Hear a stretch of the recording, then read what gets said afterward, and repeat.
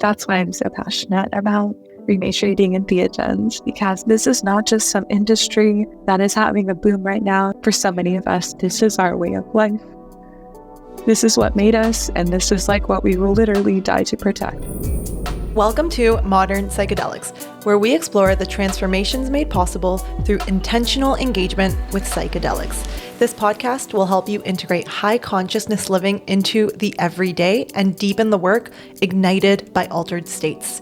You can expect balanced and grounded conversations around therapeutic, ceremonial, and recreational containers. My name is Lana Pribic, your host and guide. I am a 3-time certified professional life coach, and I work with people who want to integrate higher levels of consciousness into their daily lives so they can feel more peace, fulfillment, and connection. After all, our time here on Earth is so brief, so let's make sure we're really living. The song you hear is called Lost Horizon by Peace Sign. All right, let's journey. Hello, everyone. Today I have another insightful guest interview for you. Our guest today is Mikaela de la Myco. I was really drawn to speak with Mikaela because of the way that she presents herself as a mother in the psychedelic space through her platform, Mama de la Myco.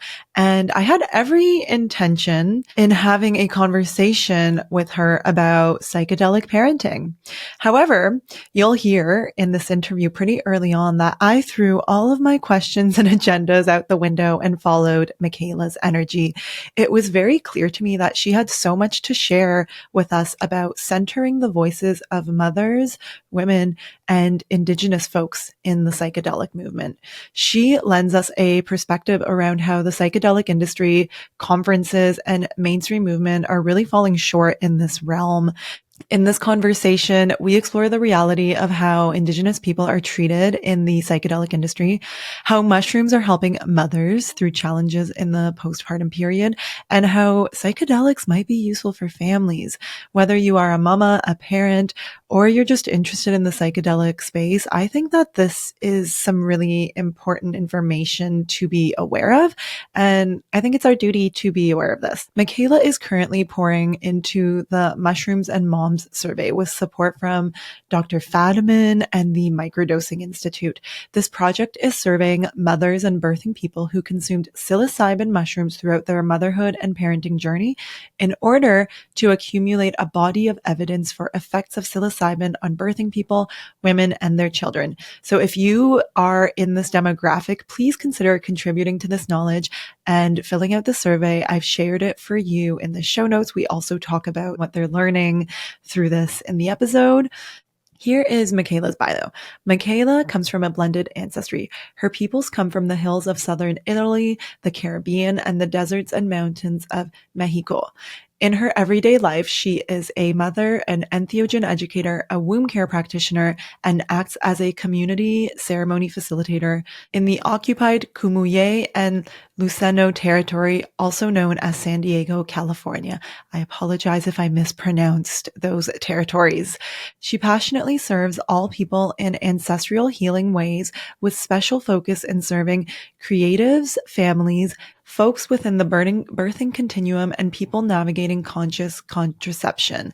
Mikaela organizes quarterly ceremonies so people can journey to uncover ancestral messages, rewrite trauma wounds, and make meaning with mushroom and earth medicines. Her platform, Mama de la Myco, is a creative space at the intersection of medicine women, psychedelic mother, and sacred Ho. Mikaela has made the commitment to rematriate entheogens and prove to the world that psychedelics are for families. I'm so excited for you to hear this conversation and to share Mikaela with you. Don't forget to subscribe to Modern Psychedelics wherever you listen so that you don't miss any new episodes. And a reminder that I have a bunch of free resources available for you through my website, and that's linked in the show notes or modernpsychedelics.net/free. There's so many goodies there. There's an intention journal, an integration journal, playlists that I've curated over my years for journeys, ceremony checklist if you're doing an at-home ceremony, and more available for you to download for free. So check that out. And if you'd like to work with me as your coach, as you guys know, I am a professional life coach. Please get in touch with me. I am currently onboarding clients into my practice. So get in touch with me. You can do that through Instagram, through hello@modernpsychedelics.net, or check out the application for coaching that I have linked for you in the show notes. All right, everyone. Thank you so much for listening. I'll catch you on the other side with Mikaela. My relationship with cannabis has not always been so great. It wasn't until I discovered the PAX herb vaporizer that I actually started enjoying cannabis. With joints, I found the effect too powerful and difficult to control. Plus, joints always damage my throat. I have had my first PAX Plus vaporizer for about 5 years, and it is still kicking. I love that it's gentle on my sensitive throat, that I can control the intensity of the high, and the gorgeous and intuitive design. It's truly the apple of vapes. But the thing I appreciate the most about my PAX Plus is that it's the one tool that's granted me a relationship with cannabis, and I love my relationship with it. It's an herb that's supportive for me during psychedelic integration, but it's also my preferred recreational or relaxation substance since I don't drink alcohol. I cherish my nights at home with my PAX and my playlists and music and dancing so much because these are the nights that have helped me to get to know myself and love myself on a much deeper level. Visit PAX.com to browse their selection of herb and oil vaporizers, cannabis pods, and accessories. Whether you want the PAX Plus like I have or any of their other products, you can use Lana at checkout to save 15% off your order. That's Lana, Lana, at PAX.com. PAX.com to save 15%, or you can simply click the link in the show notes. Hello, everyone. I'm here with the beautiful Mikaela de la Myco. Welcome to the show. So nice to have you here today. It's a pleasure. Thank you for having me.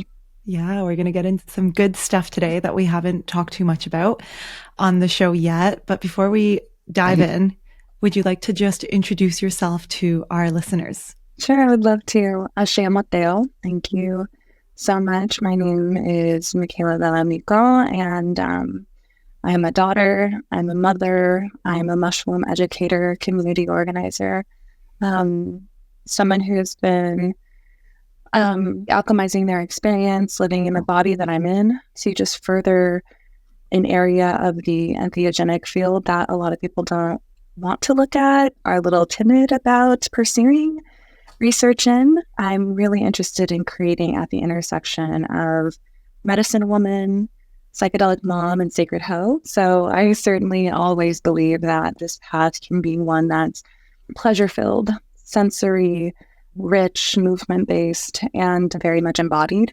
And my work really is centered and rooted in the rematriation of entheogenic practice, which means to give responsibility and rightful stewardship to the mothers and the matriarchs of our communities. So I'm really here to just be a conduit from my ancestors, the people who come before me, the land that I live on here, and all the lands that I come from, so that we can spread a good word and share a good message. So thank you so much for having me, and I'm really honored to be able to share with your audience today. Beautiful. We warmly welcome you and receive you.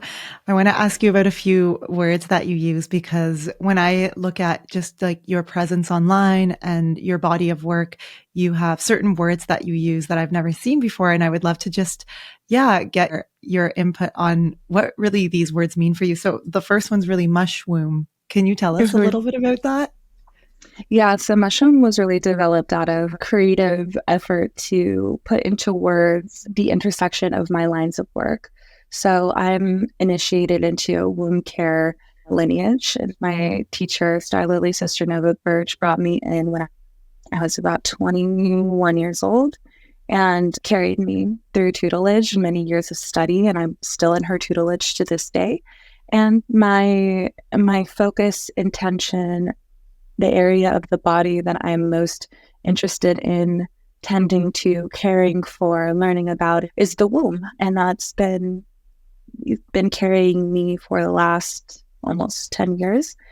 And as I began my journey with the womb, I was really inspired and found so much healing in relations with mushrooms and my mushroom experiences, and found that those two healing waves were coming together and like coalescing at the same time in my life. And so I see an indiscriminate like co-relationship between the realm of diving into the womb space to understand and to seek answers, and then diving into the mycelial network and tapping into the unconscious. And I feel like they're both realms that run parallel each other.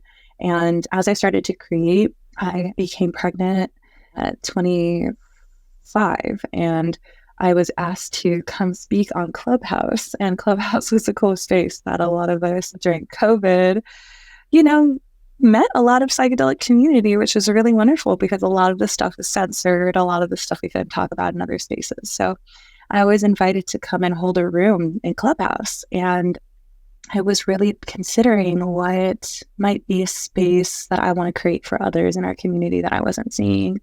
And the name MushWomb Temple came together in that way because I wanted to invite matriarchs and people that work with womb and people that have wombs and people that were in the psychedelic space, because there wasn't like a femme psychedelic space in Clubhouse yet. And that was also an effort to, as I mentioned, censorship, like work through that and try to survive being silenced, because in a lot of the social media platforms, you can't just outright say psilocybin mushrooms or psychedelics, they'll get flagged or shadow banned. So it's also like our community's way of adapting to tyranny, essentially, and the drug war and like what we're allowed to do and be in this world. So I think MushWomb came together in a beautiful way out of like necessity and creativity, and it pretty much colors everything that I do. There are many meanings and many reasons for MushWomb, but I've been really protective over the phrase. I've recently trademarked it because I've been seeing people use it in ways that don't align with its values. And for me, MushWomb is accessible. MushWomb benefits brown people. MushWomb is benefiting the earth. MushWomb is indigenous in its own way.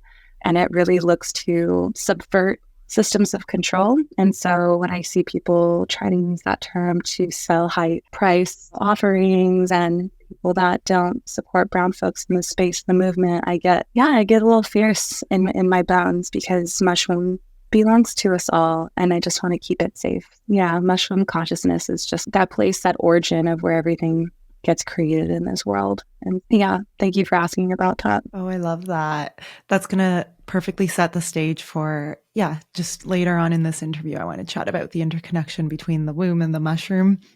Thank you for setting that. I have two more words that I want to get your perspective on. Sacred hoe. What do you mean by that? Okay. Yeah. So around the time that I started engaging with the sacred mushroom, in my previous lives, I was initiated into intimacy at a really young age. And that's just my history with sexual assault and molestation and trauma that is so shared by so many young people. And so that initiation, was given to me at like age 6, is like when adults started coming on to me and my own family members misusing their power and trust. And so I just walked with a bit of openness and interest in intimacy and sensuality, because it come to me so quickly in my life. And I was growing up in Christian schools and Catholic and Christian churches, and there wasn't a lot of education for me. The abstinence model was really prevalent, and so anything existing outside of that didn't really get any shine or any education. In like 8th grade, when people were talking about the miracle of life and virginity and things like that, and started maybe even talking about harassment and sexual assault and stuff, it really hit me. I didn't realize that had happened to me, or that's what I had experienced as a young person. And I began experimenting at a really young age, and was like considered in ways promiscuous, right? And I expressed like my love, my tenderness, my desire to be close to people through sexuality. And it got me in a whole mess of trouble. And I didn't know how to harness like this incredible power, because that's really what it is. It's this insane tool of, running pleasure through the body, moving through altered states of consciousness. Like I really do find that orgasm and arousal is like an altered state of consciousness for sure. And I needed guidance. I really needed someone to be the banks to this river because there was a lot flowing. And I found a Western Tantra teacher, and he was teaching about like sacred sex and things like that. And so I started working for him, and I studied with him for years, and I started taking my own clients at the ripe age of 19. And I was in that position for about 3 years. And I learned a tremendous amount about, when I say sacred hoe, someone who's wielding this power in a way that can be extremely healing to not only the self, but other people. There's a lot of people that I used to see, and a lot of people in this world that don't have access to tenderness. They don't have access to intimacy, closeness, softness, and especially men in this world. Their bodies are often asked and required to be exploited at all times. Your value is based on how much you can make for us and not your inherent worth. And I was just sitting face to face with men that had just never been vulnerable with anyone. And I realized like what an esteemed position I'm in, like what a role this is to be played in this world. And why isn't there more protection, more safety, more visibility for people that feel called to emotionally support people that are so needing intimacy and care. We use words in my field like, sex worker, and sacred intimate is another word I've heard, which I love. My sisters have taught me that word, intimacy care provider. And for me, sacred hoe is that. And not only hoe in the sense of what it is as its like sexual service connotation, but also what a hoe is in the garden. So we use garden hose all the time. And hoes in the garden, they help us uplift soil and loosen it and nutrify it and mix and work through that top layer and fertilize it for birth and seeds to be planted. And so I really like that hoe means more than just someone who operates in sexuality, but also someone who unearths things, uplifts, and nutrifies the spaces that they're in. That's a little bit of what sacred hoe is in the ways that I'm using it. I love that because, when I read your bio, I really flagged that. I was like, oh, wow, that's a very unique term. And I'm just noticing as you're sharing with us how the words that we use and the words that we choose to use, especially someone like you who is so purposeful with her words, I can already tell from just talking to you for 12 minutes, just how much the words that we use have behind them. How our stories are really behind the words that we use. So thank you for, letting us get to know you a little more. And the last one was rematriation. What do you mean by that?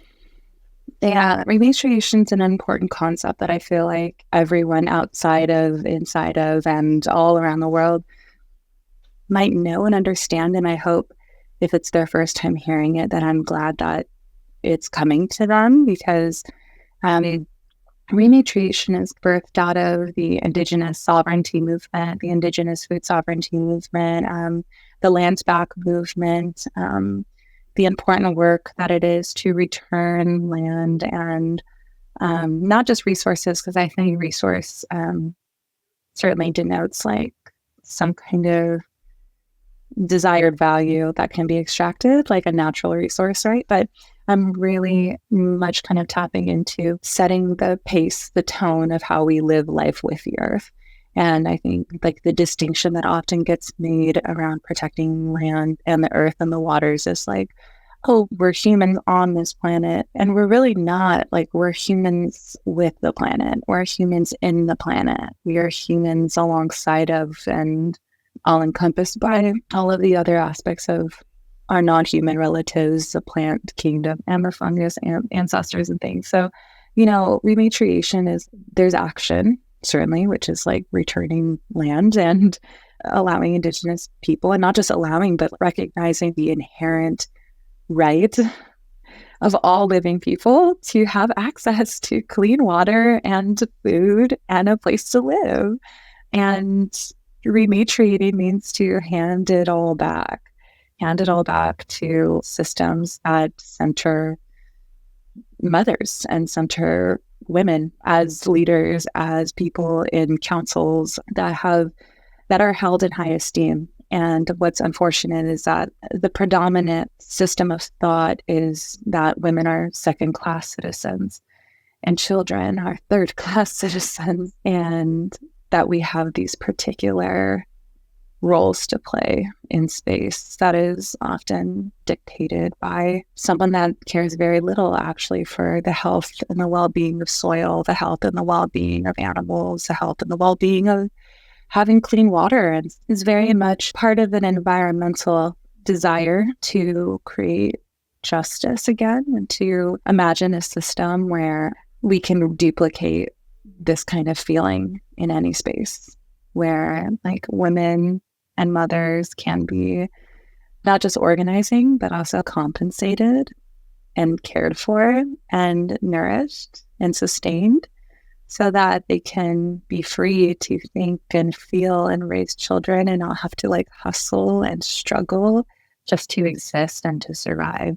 So I think what would be an action step in rematriation could be like stipending the first few years of a mother's life so that they can stay with their child, like setting up a system that tells mothers that it's okay to be here and that we do care about you and we care about your relationship with the next generation.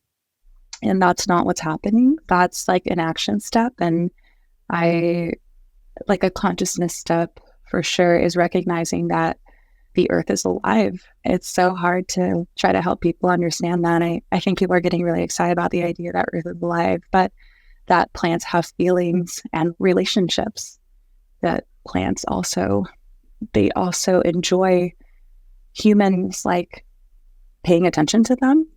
And if anyone is interested in understanding rematriation in this Indigenous worldview, I would highly recommend Robin Wall Timmer's Braiding Sweetgrass. Is such an incredible book, and it's very humbling.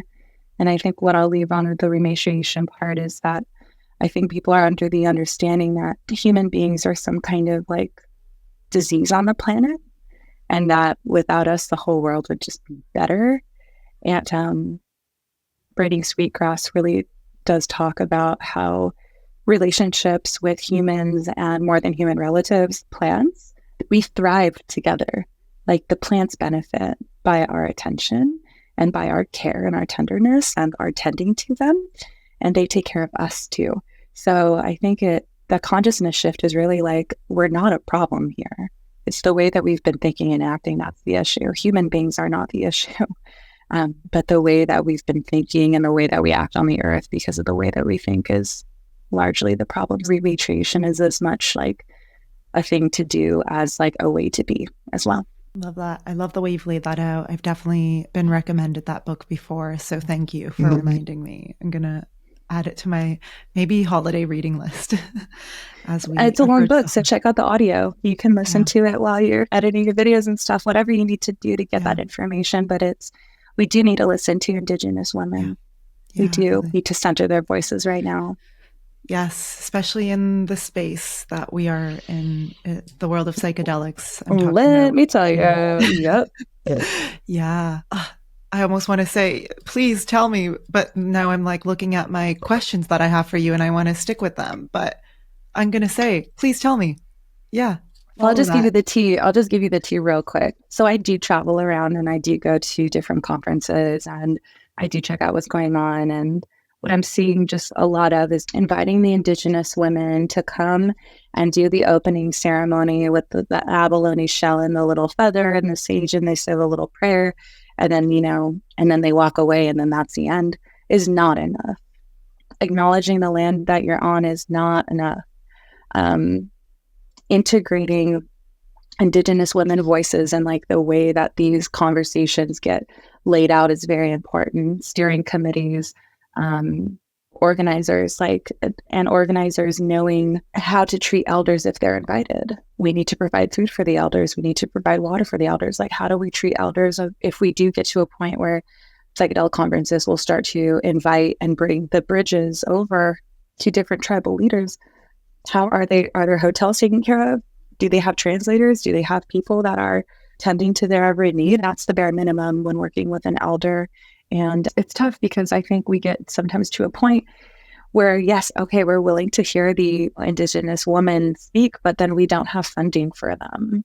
We're going to ask them to come out on their own dollar. And I'm like, Indigenous and Black people and Brown people are disproportionately economically impacted. These trips need to be sponsored. And I'll go look at lineups and I'm like, do you not have a single Black or Indigenous person in this whole lineup? And they're like, well, what you see is who applied. And I'm like, okay, cool. I'm going to go speak at your conference. Let me go apply. They'll, accept me.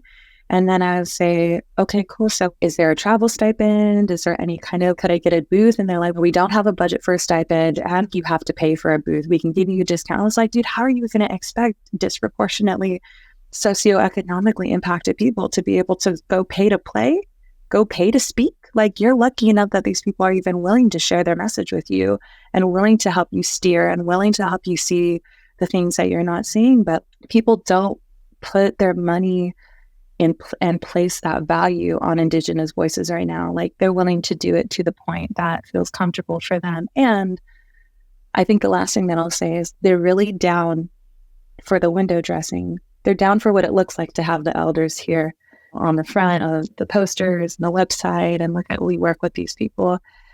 And what I've had the unfortunate experience of knowing is that not all of those elders get paid. Not all of those elders, like, they're just being used to look good as an organization. The benefits aren't actually coming back to them, and they're not actually given a platform to speak in any way that disrupts, that is seen as disruptive. And I've had the privilege of calling people to come and bring panels together of all Indigenous women to come speak at conferences, and they're going off. They're not happy with what they're seeing in our space. They're very disturbed by the commodification, how little people know and how little people honor Indigenous lifeways. And so if we just had the opportunity to hear what they would have to say and to learn the ways that they would tell us we need to be doing, the whole train would slow down. And they don't want that, because as long as Indigenous people are here is as long as people will have to fight to get their way. So it's been beautiful, but that's pretty much the tea, is either they're not getting invited to come to speak, and if they are, it's in a place that feels safe for the organizers, and they're not getting compensated for their time that is so valuable. That's just a little bit of some of what we're missing in the space, and what I absolutely know needs to change, because they're not going to want to keep coming out if there's nothing for them here. Yeah. Unfortunately, the conferences are major sources of information in the psychedelic industry. I actually haven't been to one myself. I don't know if that's so bad to admit, but I haven't, just because, the industry space it just feels wrong to me. But that is where a lot of people do get their information. And I'm curious if you have seen any spaces, maybe outside of the conferences, that are doing a better job of centering their voices. And not only are conferences a major place for people to get information, it's where people connect with one another, and it's where a lot of the funding goes. It's where a lot of the money in psychedelics gets spent. Places like the ones that happen in Miami, they're working on $2 million budgets. I'm like, you couldn't invite one elder? Damn, like, how much money do you need to just think about this, So, are there spaces that are centering Indigenous voices that are outside of the conference space? Absolutely. There's a lot going on in the United States. There's a lot of grassroots organizations that are coming together to preserve these ways of life on smaller scales, which is really beautiful. And it's a little hard because you need to weed your way through and find out which ones are in integrity and things. But just to name a few for your American audiences, Getting to the Root, they're based out here in Northern California. They're a 501c3 federally recognized church that really pours into and cares so deeply for the elders that they bring in from Mexico to help lead ceremony. I absolutely love that one. Other teachers that I absolutely love, Brittany Jade Wilson, we'll call her Brittany Jade, but she runs the original instruction school. So she's international, lives in Peru, and really pours into a ton of other families and is also a mother too. I would love to, if people feel like they want to get connected to the Rematriation of Entheogens, we're a really dope network. There's a lot of people in this work. And so I would love to connect folks with those people, because we're out here. We don't get a lot of radio play because we don't have the big bucks running in, but we're certainly impacting positively in the world and in the communities that we serve. Would love to tap anyone into those if they were interested. Yeah, absolutely. We'll definitely post those in the show notes. And yeah, so much gratitude for all of the grassroots, heart-led platforms and spaces and people who are in this space. Yeah. My platform personally is very, I don't want to say anti-industry, but if you look through my episodes, I don't know if there's a single industry person on there. I'm so here for that. Thank you. It's very refreshing. Yeah. And I was just reflecting on it yesterday. I was like, it's probably definitely slowing down my growth as a platform to say no to the big players who want to come on my podcast, but it just doesn't feel right. Like I've worked in integrity industry. for sure. Yeah. I've worked in the industry before and I saw how it is and it just, And I don't actually think, I'm actually curious to hear your perspective on this. I think that the more grassroots and even underground spaces are where like the real magic and transformation happens. And it's not talked about so much. And I love sharing on that. Yeah, I mean, the underground and the mycelial web from what all these breathing bodies are coming up to the surface now has been like the bed, the nutrient-rich bed that like every person for many decades has been pouring into and creating systems and decentralizing. And we're just so smart and so cool and kind. And there's a lot of goodness in the underground. And there's also a lot of pain and a lot of shadow. Like we've had to bring a lot of things up to the surface about just harms being caused and having to work within our community to try to rectify some of those things. And so it comes with all of that range of experience. And yeah, I would say it's just Viva la Underground. My sister always says Viva la Underground because long live it, because it is the mother. It's the mother of all of this.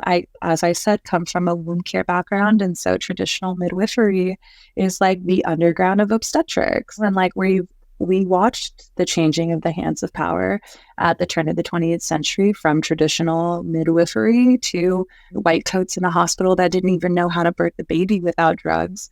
And they would run a lot of campaigns against grandmothers and traditional midwives of many decades, centuries of knowledge as like witch doctors and people that were not responsible enough or licensed and all of this licensure stuff and standardization. I think it's just, we're watching like another iteration of when traditional ways of life get this commercial interest and then gets run through these systems of refinement. And in ways I'm grateful that we're considering some like basic standards and basic like codes of conduct for practitioners and people who journey other people, because it was a bit of the Wild West for a while. But I feel like also licensure happening for people with no previous experiences is also really permissioning people to like make shit up on the fly. And there is, even if it's not through a formal educational institution, a tremendous amount of value in systems that are presently here. And with peyote traditions, with ayahuasca traditions, there's no licensure for that. And yet years and years of very carefully tended to ceremonial ways of life that we don't want to lose just because it's not seen as valuable because it's folk. So I also come from a folk herbalism background of my mom and my mom's mom and my mom's dad's mom, and everyone in our family is a plant keeper in a way. And those people are not looked at as any kind of valuable at all in a hospital setting, but could set a bone, could birth a baby, could heal the sick, and do all kinds of incredible things with just what's here. So I'm really very much here for people having access and people having their own relationship to medicine. And it's our birthright to be able to learn in our kitchens. For my son at 4 years old, to be able to have conversations in their home about mushrooms and medicine and ceremony, and to be raised in it. Because if we move all psychedelic literacy through this like industry standardization, higher education model, only people with access to higher education is going to be able to know or feel worthy enough to know and to share. And that's just not the way it is anywhere else. And we could do so much better for the next generations if we move the information laterally across the generations, from heads of families, aunties, uncles, grandparents, friends of families, all educating the children. So as they grow up, they be knowing by 10, 11 years old, like what mushrooms are, and can have that choice for themselves as they grow up. And it just moves more smoothly, more laterally, and there's less of this massive divide in who knows and who doesn't.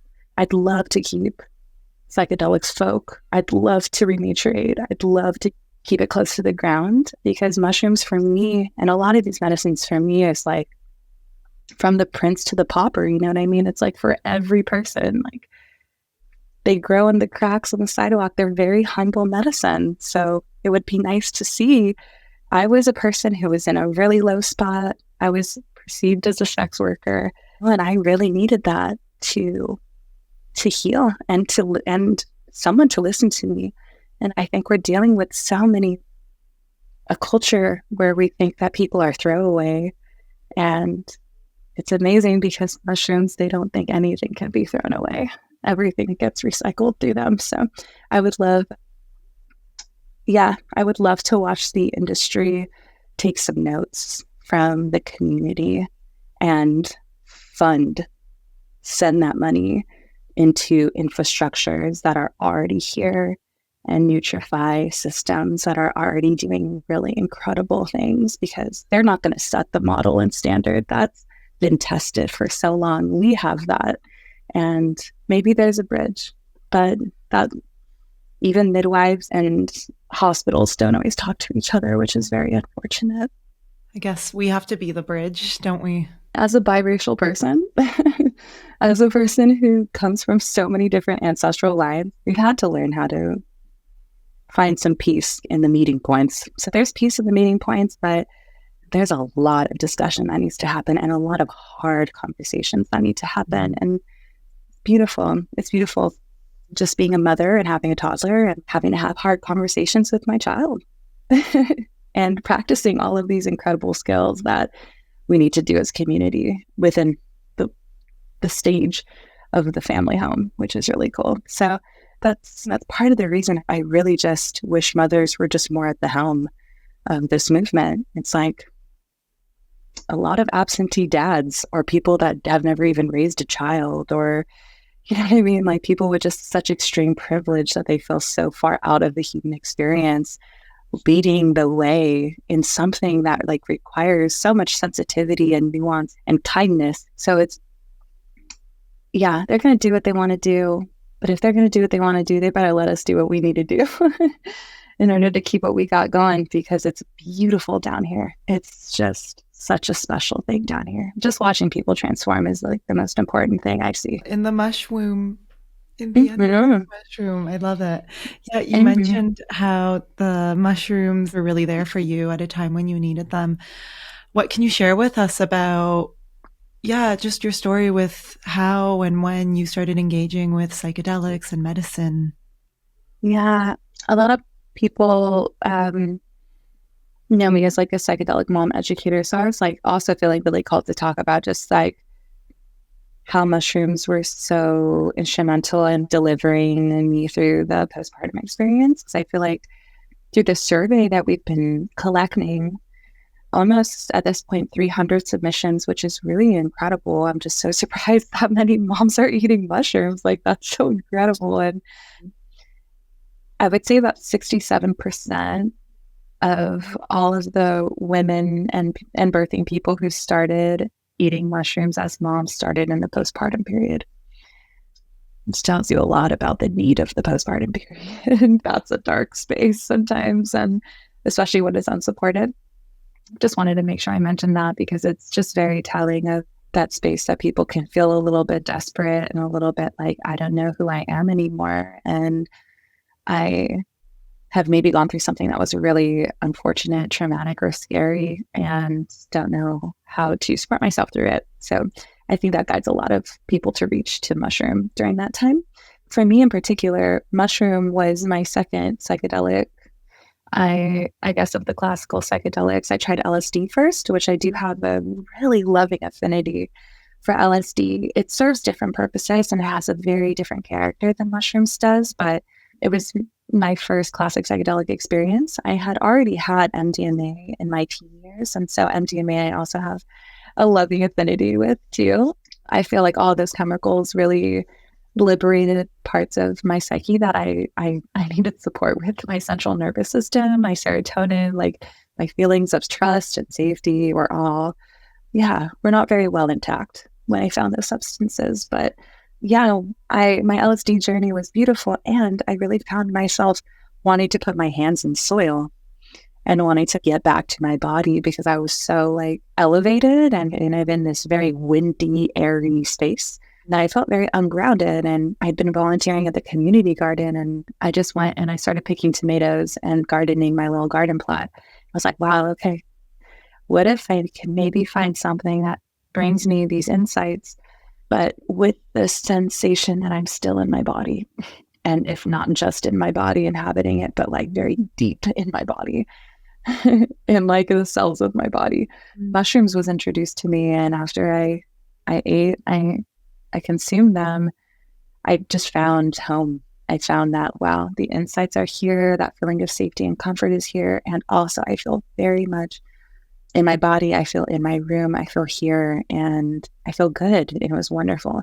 And I always tell people, I think the best way that I could really describe who I was before and after mushrooms, like a lot of people are really concerned about having a bad trip when they eat mushrooms, especially if they're new. They're like, what if I have a bad trip? And for me, after I ate the mushrooms, I realized that my whole life before was the bad trip. And I was finally in a space where I felt comfortable, safe, and okay with being me. And I was bullied pretty harshly growing up. My negative self-talk was very loud, very loud. And I lost my father.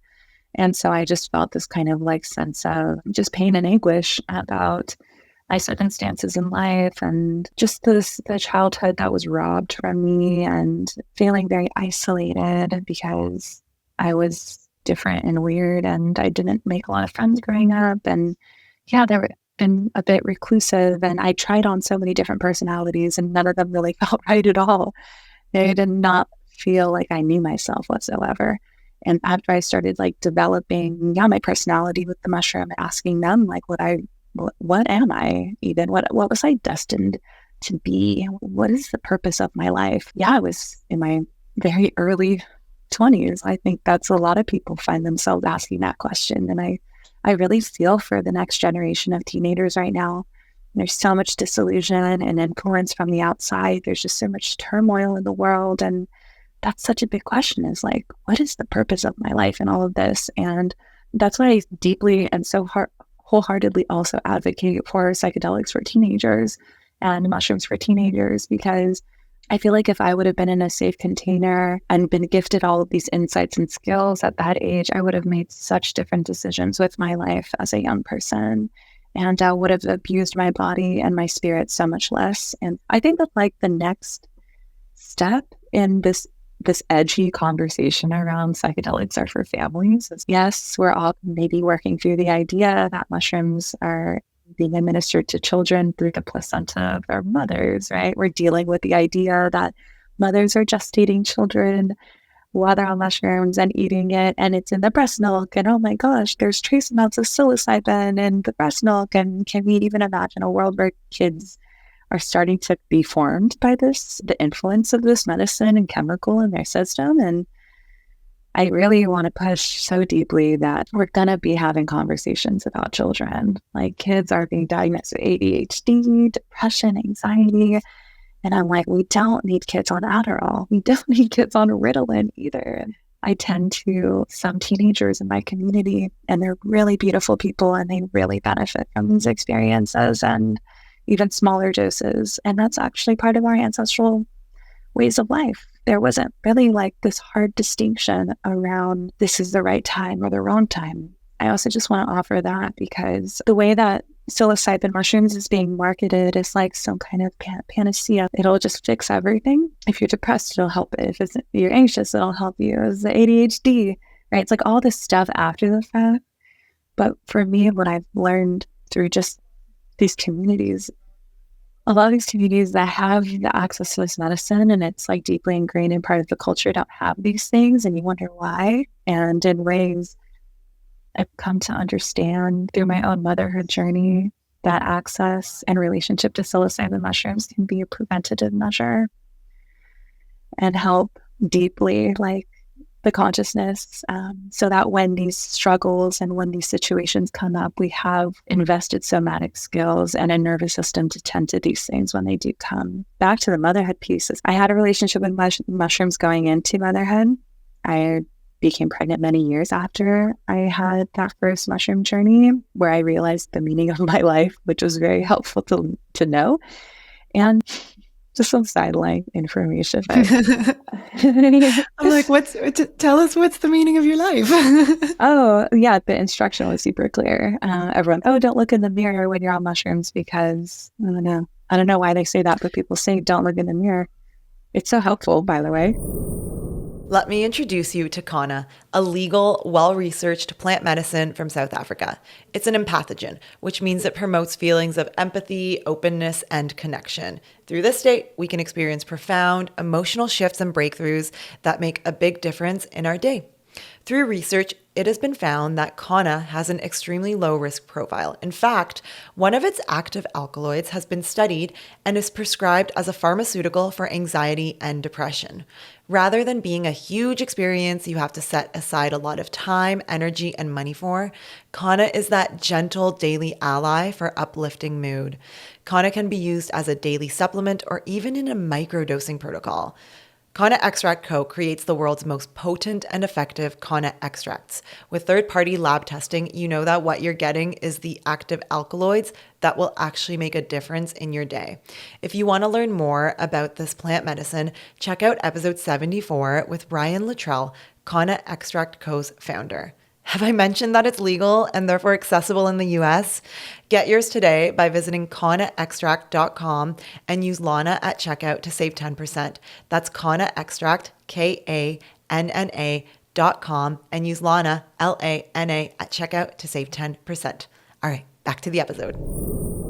I've had beautiful experiences personally looking at and as a daughter of Oshun, I'm like, mirror work is like how we do anything pretty much. So yeah, and a daughter of Heteru as well. So yeah, the spirituality part's a whole other conversation for sure. But yeah, I looked in the mirror. I was alone in my room, and I just looked at myself. And certainly it was the first time I ever looked at myself in the mirror in a loving way. I think it was always like really masked by some other kind of talk that was really destructive. And so I looked at myself in the mirror, and there was such a clear message that I told myself, like, you're an artist. You're an artist. And it's funny because I'd done art classes. I was in AP studio art. Like, I'm a watercolorist. I'm a poet. Like, I sing. I have that in my family line. Like, we're all writers and we're dancers and we're singers and stuff. But I just never really realized like the implications of what that means. And being an artist, I think sometimes it makes you weird and different, and that people don't understand what you're seeing and might see things in a different kind of way. And you express that, and some people don't get it, and some people do get it. And I just didn't understand why I was not being received by any of my peers. And I realized, oh no, you're just like some weirdo artist that sees things in a different way. But that's okay. It's okay to be like a creative, and like you must be connected to your creativity if you're ever going to do anything in your life that's worth doing anything. You'll never be happy unless you're creating every single day in some way. So I'm glad that I got to just honor that, and everything I do in my life now is out of my creative efforts. And moving into that motherhood space after having learned that lesson, and wasn't without obvious like the roller coaster of, and I'm still a human and I'm still making mistakes and I still have an alcohol problem, and it didn't just fix everything overnight. Like I just got insights, and then I would have to work at them, and I would still have to practice them and hold myself very accountable and make mistakes and try not to punish myself so much for that, and recognize that I have a reason that I was leaning on alcohol there was a reason for that, but I hadn't really asked the right question. I hadn't really examined myself deeply enough to understand why. And so when I came into my pregnancy journey, I was just talking about how mushrooms are a preventative measure. And I really want to speak to that because I think a lot of people, they wait to have mushrooms because they want to be in the right point in their life, and maybe being pregnant is not the time. They want to wait until after the baby's born and they're done breastfeeding and all of that. And I do want to respect all of people's choices. And that's why we're doing this research, because I just want people to know like what impacts at different points is being made. And I firstly really wanted to tackle my alcoholism during my pregnancy because I was living in an alcoholic household, and that was extremely detrimental. And I know that some of your listeners probably had parents that were addicted, but the chaos that creates for a family is intense. And I think alcoholism in family life is very normalized, the wine mom. And I think sometimes it's just misunderstood how my parents, they drink coffee every morning and then they have a cigarette and then they drink one alcohol in the evenings. And like when we have family parties, all the grownups are drunk, and that's super not off center from what happens in a lot of people's households, especially in communities that are disproportionately impacted by trauma. And so I lived that, and I just didn't want to bring that to my family. I didn't want to bring that to my son. I didn't want my son to have to bear the burden of having to take care of me because I was too drunk, like I had to do sometimes for my parents. And that was something I asked the mushroom to help me with. I said, please, can you show me? Like, I'm ready to listen. I'm ready to know, why do I drink the way that I do? And what am I running away from? And what am I running to? And how do I work through things so that I don't have to carry it with me? And I microdosed throughout my pregnancy. And not just with that intention in mind, but with the permission of an OEMA, which was really important. And it's hard for people to get permission from traditional elders. It's very hard unless you're in community with elders or you know someone who knows an elder and you can ask them direct questions. And every elder has a different answer. It's who you get lined up with, truly. But I'm really grateful that I got lined up with this one teacher, and she gave me the blessing, and she dosed me for my first time as a pregnant person. And I'm really happy that I got that because it kind of permissioned me to continue. She also gave me the teaching that in their community, children as young as 3 years old are eating mushrooms. So there's not really some hard line of like how young is too young. There's just like a continuum of relationship because there's trust in the medicine. Yeah, that alcoholism piece was, I guess the question I needed to ask myself was, am I in a space physically around people that I don't feel comfortable around? And if so, why do I feel like I have to be here? And so I started making different choices around socializing. And I was like, oh, maybe I don't need to socialize with this kind of group of people. And mushrooms actually pulled me deeper into myself. In some ways, isolated myself a little bit because I was like, I guess the people that I've been spending the last 6 years of my life with are like not in this frame of reference. They're not in growing babies right now. They're doing their 20s thing. And I needed to pull into a different value system, which was important to me. And once I moved into a space where I felt comfortable, I didn't actually feel the desire to drink. It was like a very environmental factor. And also my social anxiety. I feel awkward and weird because I don't want to be here. So I guess I'll just get drunk with everyone else so that I can feel comfortable with you all. That was very meaningful and very helpful. And as far as the preventative measure, mushrooms really supported me in facing my birth experience. And that is a very scary experience. And also people facing postpartum. Because birth is a big thing. We wanted to have an unmedicated birth at home. And so that's a huge undertaking. The physical body knows what to do, but I was a cesarean section. So I was like one generation out of birthing at home. And I think the further along you get in the trail of mothers that all gave birth in particular ways, the more of a train that you have to slow down in order to have birth in your own way. Even menstruating, if your mom and your aunts and have menstruated in similar ways, it could also show how your body might present in menstruation, even as you go into menopause. They can also be in some ways predictive. And in my third trimester, I started dealing with this kind of irrational fear that I would lose my baby during birth, and that if anything were to happen to them at that point, that it would be devastating. And I also just want to bring visibility in the motherhood space around miscarriage and stillbirth and abortion and pregnancy release, because certainly not all pregnancies end in live birth. So I'm just put that out there. And that these medicines also can be really supportive during all of those different phases of what comes after pregnancy. So I was dealing with that. And I was dealing with that idea that if anything were to happen at this time, it would be terrible and sad. And maybe I wouldn't have the skills to cope or deal with it. And I needed to grieve that. I needed to feel like the fullness of that emotion in order for the charge to release, because it seemed to me that if I was carrying that fear, that I would have carried it right into the birth room.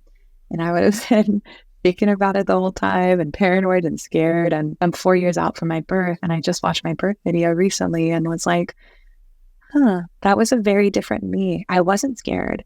But the reason why I wasn't scared was because in my 3rd trimester, I ate 3 grams of mushrooms, and I was with a group of my sisters and friends, and one of them was my doula.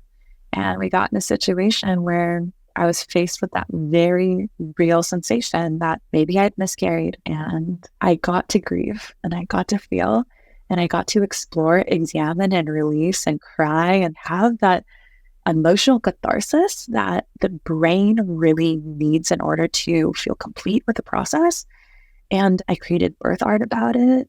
I examined it. I shared that story with my midwives, and I understood why I was feeling that way, and explored in my journey like cultural myths, I think, that also really colored the way that I feel. And without getting too much into detail about all the things that I saw, I just walked out of that experience feeling less charged. I had the opportunity to forgive. I had the opportunity to say, it's okay and it's no one's fault. And I forgive. And I'm really grateful for this experience, and it's okay. And coming out of it, my baby was just fine. And so when I went into the birth room, I was like, I've already cried 1,000 tears for this, so I have nothing to fear. And it was beautiful. And he came out in a beautiful way. And I'm so happy that I was able to process and work through all of that. Alive and well, 3 grams of mushrooms at 3 months, at 3 third trimesters. It's just really incredible to me that we're really getting into these discussions around, is it safe? Like, how are we still stuck there? Like, it was instrumental in the happiness, and it was instrumental in the safety of my birth. And it gave me everything that I needed in order to do this very hard thing. And when I was in my postpartum period, just to shout out to the postpartum moms or anyone who's gone through postpartum stress, anxiety, depression, it's a very dark and heavy time, because our world is to bring back rematriation. Like, we just don't have infrastructure for postpartum mothers. A lot of women go back to work at 6 weeks. That's terrifying. We're still so wide open. Some of us are still bleeding. You know what I mean? Some of us have had cesarean sections. 40% rate of cesarean section in this country and in the United States. So that kind of recovery is way more intense. And people still got to go work their minimum wage jobs where, is it even worthwhile? You're paying just as much for the childcare. You're breaking even to stay away from your kid. It's what an insane system. What an insane system. And the pressures that is, the crying baby, the lack of hands on deck, the laundry that's piling up, the not even being able to cook or feed oneself. No wonder there's so much suffering. And then the extreme expression of hormonal shift without like proper rites of passage to close those bones and to tell the body that it did such a beautiful thing, and to thank every muscle in the body until all that relax, until now you can come back into place again and get all the organs back into its right position. There's just so much that we're missing in postpartum care. It's no wonder so many people struggle during this time. It's not an individual issue. When you see it on such a massive scale, it's never an individual issue at that point. And that is also to say that most of the people coming to me and talking about their postpartum experiences had very challenging birth experiences. So all the pressures already compounded by the postpartum pressure with the unresolved trauma of a very insane and hard to grapple with birth experience where things just fell out of control and the birth principles just went out the window because there was some kind of perceived emergency. Maybe there wasn't, or pressure from the outside to act in ways that go against the mother obstetric violence. Like, we're dealing with compound trauma and intensified by the postpartum period. That's already so hard. For me, compassionate measures can look like offering postpartum mothers the opportunity to soften into a mushroom experience and to feel safe and tended to, and to be able to look at and examine the contents of their birth experience, to tell their birth story, to release, to cry, to grieve who they were, who they are now, to offer proper rites of passage and proper postpartum care. Yes, psilocybin is getting in the breast milk, and let's just please serve moms, because we barely can do that properly. That's just the edge of rematriation that I'm like really speaking to. Rematriating psychedelics means like mothers get access to mushrooms in a kind way. And they were certainly instrumental. I had my first journey as a new mom at 5 weeks, and that was also extremely impactful. And my son is a beautiful, sweet, intelligent, and kind, compassionate being that I feel is very much grown out of the mushroom experiences that I've had.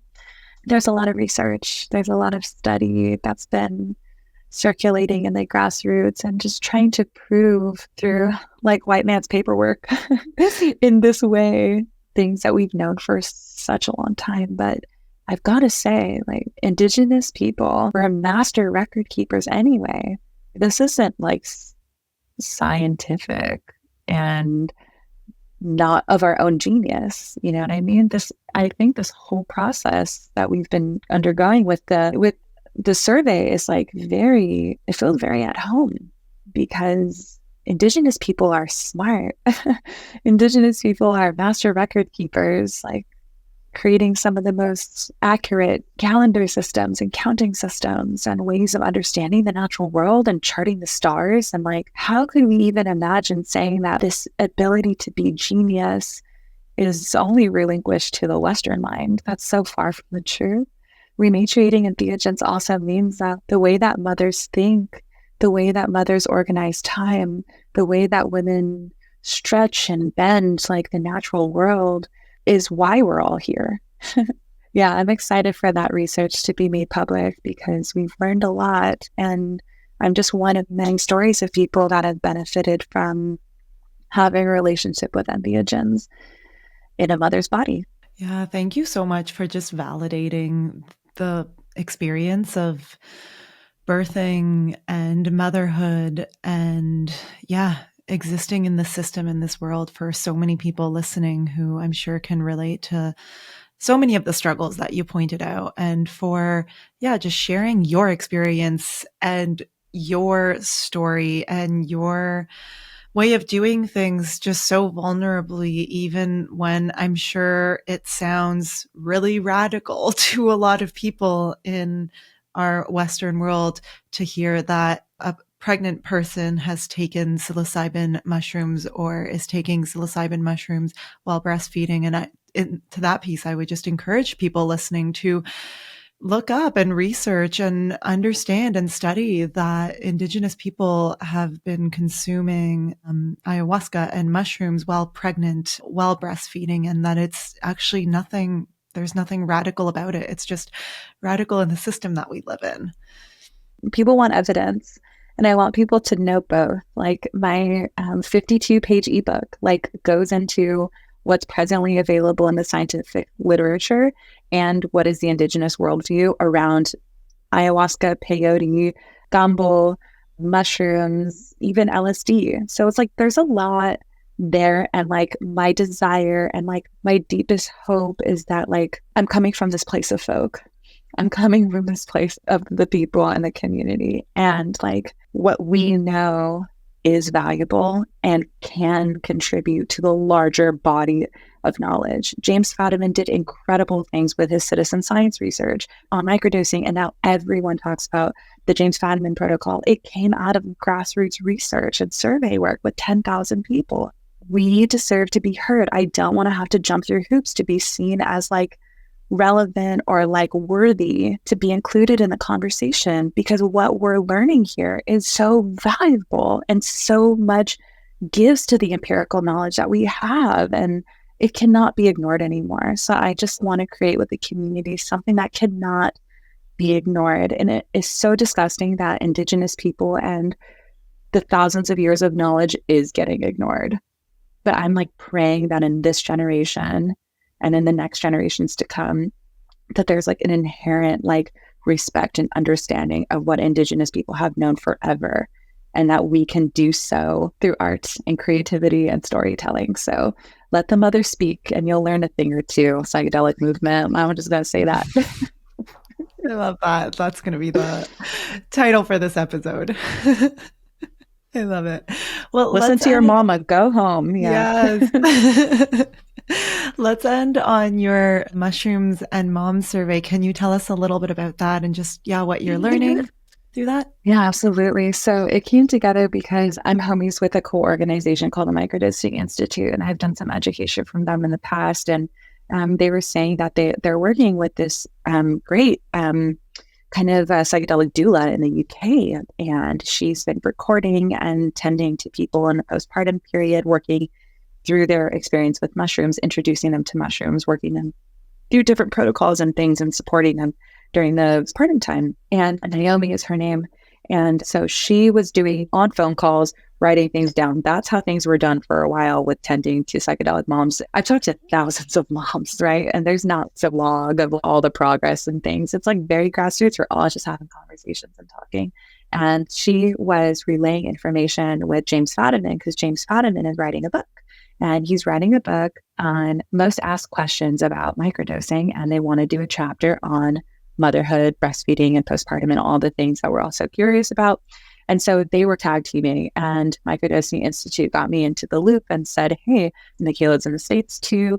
Maybe y'all should meet. Maybe y'all should connect and see if we can move this. And I was like, oh, you're all writing all these conversations down, and that's amazing. And I wonder, could there be a way to make this information gathering a little bit more passive, a little bit more, so we can reach more people at farther reaches, people we don't even know can like submit to this. So I was like, can we come up with some questions and devise some kind of a survey and see if we can make this place for people to tell their stories? And so we developed the questions. We had to continue doing tinkering with what we really wanted to know. We wanted to know about breastfeeding. We wanted to know about pregnancy and at the birth experience, and not just about microdosing, but we were really curious about the range of experience. Are you high dosing? Are you taking small doses? And then we've been learning just so much about what mothers have been doing with mushrooms. And it's not just microdosing. And it's not just microdosing postpartum. It's looking like a variety of things. There's mother cultivators, there's mother educators, there's mother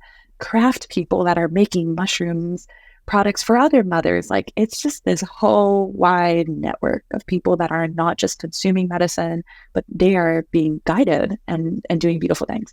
So some of the things that we were wanting to know is largely, what is the state of their children? What state are the kids in? Because I think that's what people are most concerned about, is like negatively impacting cognitive function in children, right? And developmental delays. And this is what I talk about in the ebook, is that's like kind of what we're talking about. Toxicity.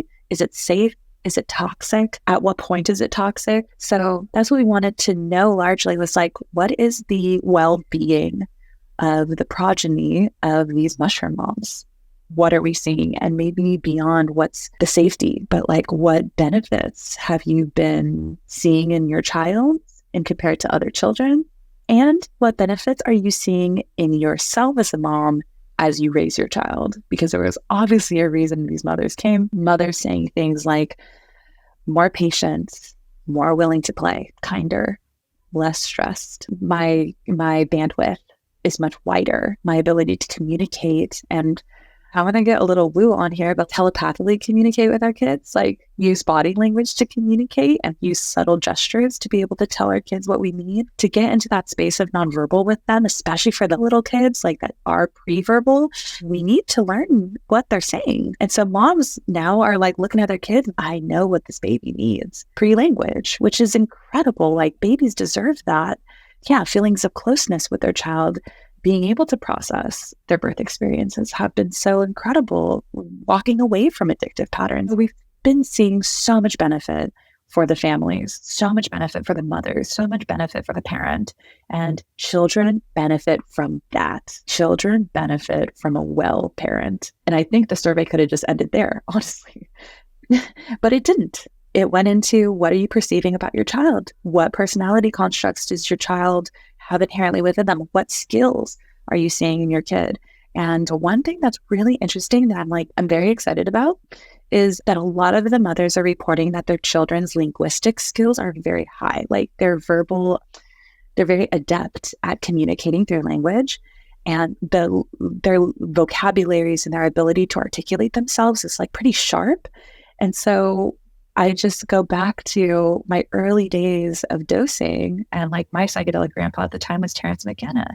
And Terence McKenna talks a lot about the stone ape hypothesis and like the generation of very early human hominid to the brain capacity in which like the modern human operates at and what got developed. And he always talks about the development of the linguistic centers of the brain, which is really cool because we're watching the mushroom moms also talk about, wow, my kids' like linguistic capabilities are incredible. And I'm like, that's what Terence was talking about, was that maybe it allows us to the stone ape theory as soon as you mentioned the linguistic thing too. It took me a second to be like, why am I reading this so much? And what is this reminding me of? And it's interesting. Correlation, not causation, but I think it's a very interesting correlation. I just want to be really humble with any of the claims that we end up making through this. We are going to release the study. It's ongoing, so it's still here. We're still receiving submissions. We have about 300 now. My goal is 500. So if anyone has friends, parents, other families, friends of friends, a social media platform that has any significant following in this demographic, feel free to share it out. It's open for anyone to submit. And we're going to release that as a gift to all the mothers on Mother's Day of 2024 as just that peace offering that like through storytelling, we certainly will not be ignored. And our stories are really valuable in the greater empirical knowledge that we have around mushrooms and motherhood and psychedelics and rematriating entheogens. And at the end of the day, if we're doing all of this work, what is the point if we are not benefiting who will inherit the earth? And that doesn't mean you got to have your own kids. There's children afoot. There's always a kid in the supermarket. There's always a kid in the neighborhood that needs good role models, good people to lean on. You know what I mean? There's kids all over the world that are suffering dearly right now. There's kids all over the world that are suffering so much. And it just shakes me to my core to see how privileged so many of us are. And there's so many kids in our neighborhood that we don't even know is suffering. And I really just wish I would have had a friend growing up that just could really see me as inherently valuable. And I think every kid deserves that. So if the kids around have well adults, we're going to be okay. Yeah. Thank you so much for letting me share about the survey. Because I care about the state of the next generations to come because they're inheriting a lot of challenges and they just deserve to have the skills and the tools in order to meet the challenges that they are here to face. We've left them a very messy home that they're going to need to be so smart and so kind and so thoughtful and really cooperative to be able to work through. So just praying for the future of our planet, because we can't be running like this with selfish kids. We can't be running like this with selfish people. We need justice. We need lots of cooperation.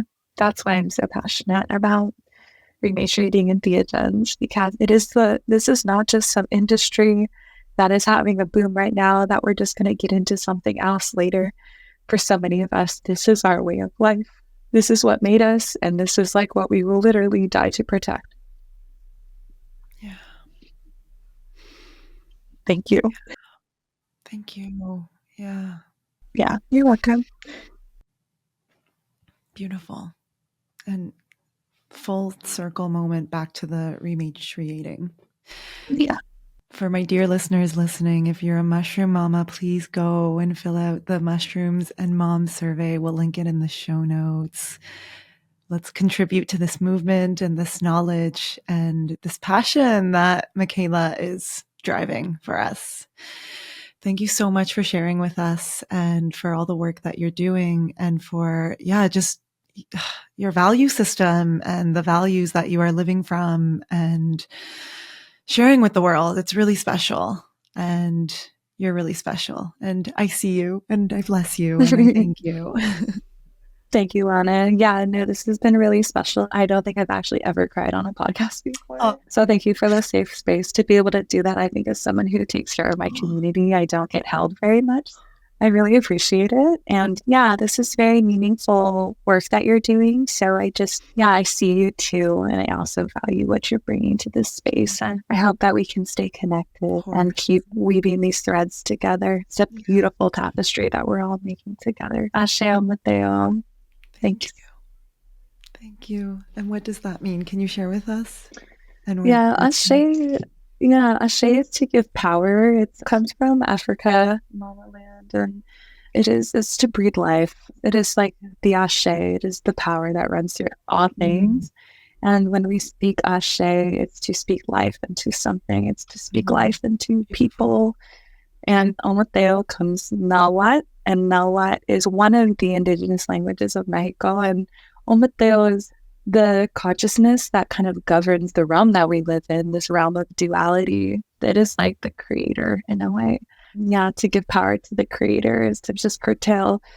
Just the only reason I have the opportunity to be here is because of my ancestors and because of all of the wisdom systems I've had the gift of like just learning in tertiary relationship with. So Ashe Mateo, like I give thanks and I give power to the creator. Beautiful. Ashe. Yeah. I love that. Ashe. Mm-hmm. Can you share with people where they can find you, connect with you, if there's any opportunities to work with you or to support you? Yeah, absolutely. I have a website. I pour into it. I'm an artist, as you have already listened. Yeah, my website is a space of, music and writing and video and a place for people to learn for free. You can find that at MushWomb.love. And there at MushWomb.love is like my TikTok is linked, my email is linked, my Instagram is linked. I'm very accessible. It's amazing. I'm super accessible. And there's always things that I'm creating in my community through different organizational structures like the Tapped Out Coalition that's bringing a lot of awareness around sensual harm in the psychedelic space. I teach and help co-create a container at the 12-week training called Eco-Sensual, which is to train and help support people within the psychedelic community around sensual harm, protecting self and other people.